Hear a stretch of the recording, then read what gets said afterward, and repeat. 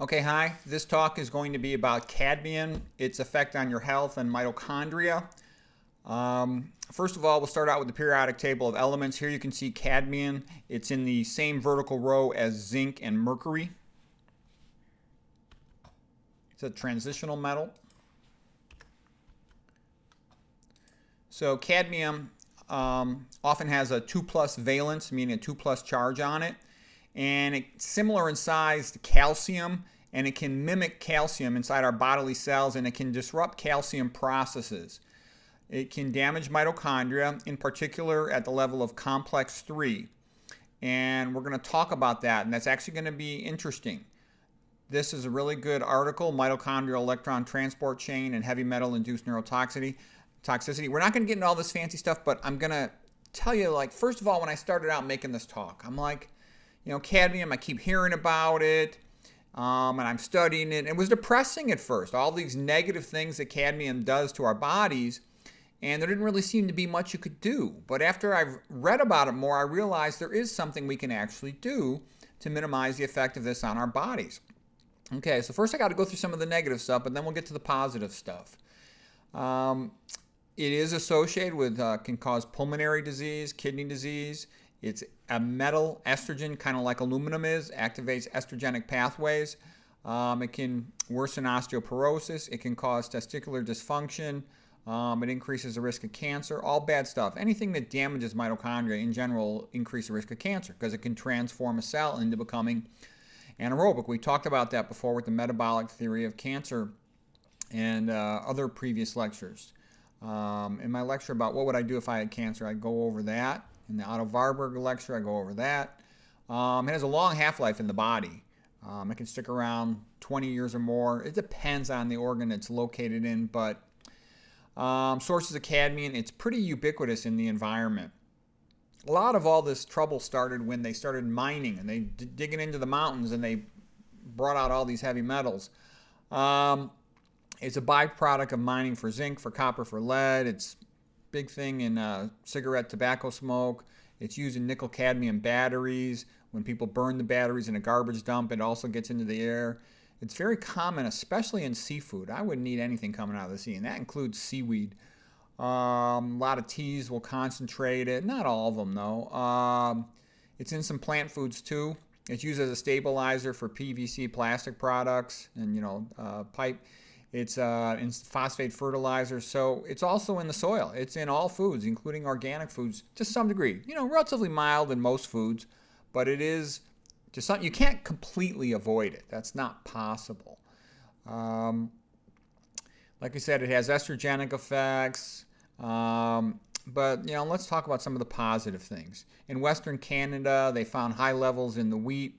And then they were able to notice that there are subtypes of wheat, and so they just started to primarily grow the ones that don't take up much cadmium. So the wheat is improved, less cadmium. I also noticed a lot of the effects of cadmium, its negative effects, they're strongly counteracted by antioxidants. Well, where do you get antioxidants? From eating plants. We talked about that before. If you have an animal and a plant in the middle of a hot field, it's 100 degrees outside, the animal can walk into the shade, get away from that hot environment. The plant has to sit there, so the plant needs to use chemicals to protect itself from the excessive sun, for example, antioxidants, and then you get them when you eat the plant. You don't get them from eating an animal. The animal's already used up as antioxidants. Okay, better mitochondrial function when you avoid things that are also mitochondrial toxic, like excessive dietary fat. F minus, sodium indirectly, excess dietary sodium indirectly. We're going to talk more about that. I'll show you some pictures so all this stuff will make more sense. So anyways, the kind of feeling I had at first when I started studying out cadmium, I'm like, should I even do a talk on this? It's kind of depressing. You can't avoid it. It didn't seem like there was much you could do at first. And then when I started to really understand it better, as best as it can be understood. Biochemistry is not fully understood, but there's enough understood that's going to tell us what to do. I had this feeling like the John Dryden quote, I am wounded but not slain. I will lay a while and bleed a little, then rise to fight again. Don't be passive. You have to do everything you can to improve your health. And this is also part of my nutrition philosophy. The reason why I don't ever believe in this half-ass stuff is because you've got things like cadmium, which you cannot avoid and which does damage to your body. So the smart move is, well, I cannot control that, but I will control well everything else that I can control, meaning that I'm only going to eat healthy foods. I'm not going to eat anything bad because I want to give my body the best chance it can to fight off this cadmium and other related type things. And I like that philosophy. It's like the quote from the movie Chariots of Fire. Where does a man find the strength to run the race to the end? It comes from within. By understanding what's going on, you can be wise about it and fight back against disease. Because I've seen, like a lot of diabetics, I see them, they're going blind, they're losing their feet, they're in kidney failure. I'm like, sir, you might want to improve your diet. And they're like, oh, at my age, what are you going to do? I mean, that's the way an idiot responds. You don't want to respond like, you will say, what can I do? I will do whatever I can do to improve my health. And it can make a big difference. Like I said, you got Okinawans 105 years old with no medical problems. It is possible to have dramatically good health. The average Seventh-day Adventist that's vegan, and they're not even really the best vegans, many of them, was living the females to 89 and a half and the men to about 86 years of age, okay?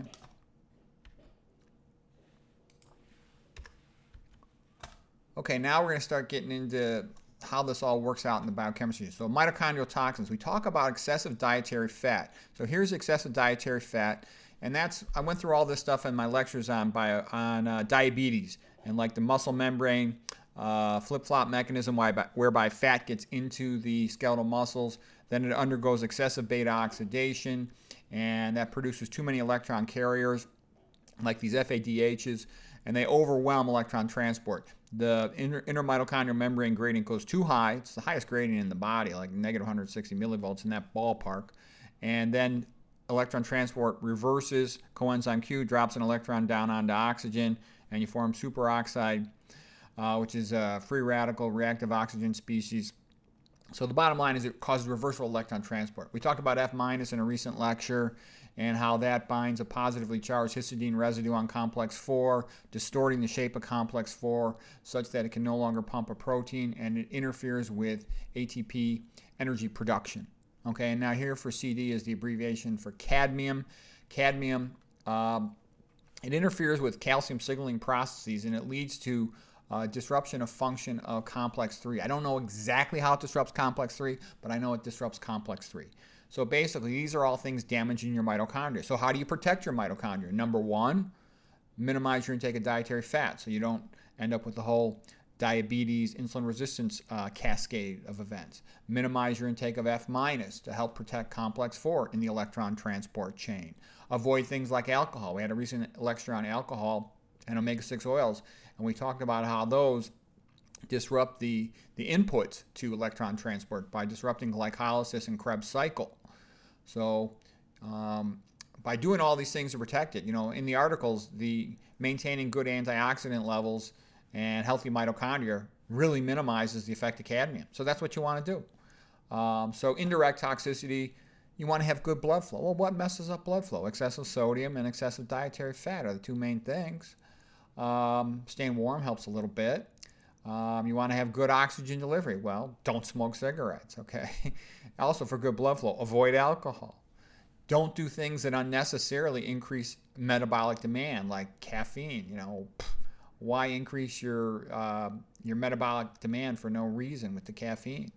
Try to get your sleep. Avoid unnecessary stress. You can't avoid it all, but when it's intermittent, your body can handle intermittent stuff pretty well. It's just chronic, severe, excessive, all around the clock. It's not so good at handling that.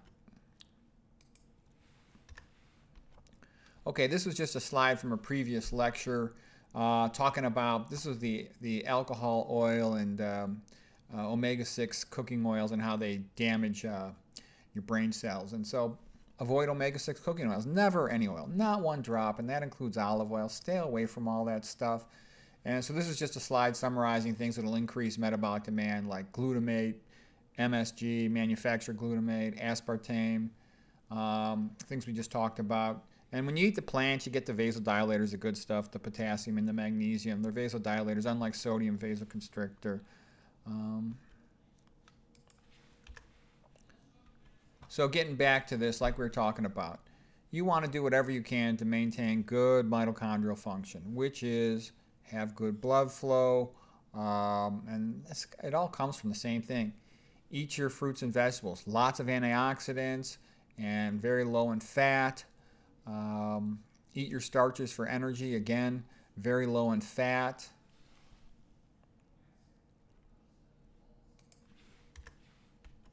Okay, here's a quick mention of the references. The ones that are highlighted in blue all emphasize the endocrine disruptor effect, estrogenic effect of cadmium. So that's just another reason why you want to be healthy. But, I've talked about estrogen effects. Previous lecture on, I called it female problems with regard to estrogen stuff. A couple articles on the interplay of calcium and cadmium, the way cadmium has a 2+ valence, 2+ charge on it, just like calcium does, similar in size, and it interferes with calcium processes. It'll increase cytoplasm calcium, which you don't want, because that gets everything going in that whole excitotoxicity pathway. I had a separate lecture on excitotoxicity. But, I don't mean to make things complicated, because the bottom line, it all comes down to the same thing. How do you minimize all these problems? Eat a lot of fruits and vegetables and satisfy your energy needs with starches. And, I prefer organic only, and I prefer unprocessed. The more unprocessed, the better. Again, try to live like something Adam and Eve could do, except, maybe about 1 million years ago, theoretically, humans got fire so we can cook starches. Okay. But what are some other things I saw in here? Well, this is just one article showing about benefits of plant foods. Here's another one showing that, what are they trying to do? They're trying to now use certain plants that are hyperaccumulators of cadmium in the soil to try to remove it from the soil. So we'll see if that ever makes any progress. You still have to destroy the cadmium somehow or get it out of there. What, you're going to throw it back in the mountain? Kind of like the movie Lord of the Rings. Throw the evil ring back into Mount Mordor's Mount Doom, into the burning lava water or something like that. You still got to get rid of the stuff.